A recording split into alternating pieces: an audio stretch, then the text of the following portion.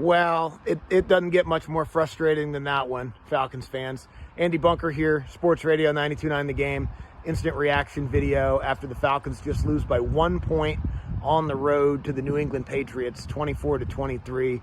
That's a story we've told before. The second time this year, the Falcons have missed an important kick that would have tied the game in the fourth quarter. This time was an extra point by Parker Romo. And who knows what happens in the final 5 minutes of the game.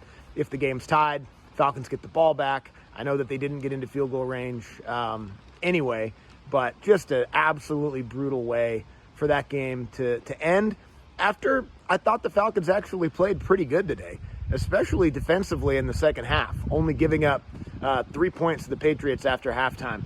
A couple turnovers, awesome play at the end of the first half by the 2 first-round draft picks to cause the fumble and then almost get into the end zone. Falcons capitalize on that and really kind of felt like swung the momentum at the end of the first half. Incredible game by Drake London. 3 touchdowns in a really tough matchup with Christian Gonzalez. Just fantastic stuff today from Drake. And I thought Penix was okay. Not great, but didn't turn the ball over, did throw 3 touchdowns, missed some passes, but still can't figure out why you're running the ball with Bijan Robinson 12 times. He was pretty effective with the ball in his hand and yet didn't get very many opportunities.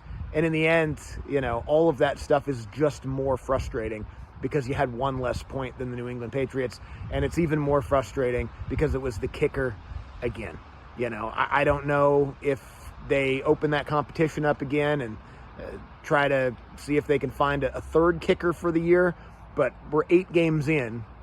The Falcons are 3-5, could very well be 5-3 right now with a competent kicking game.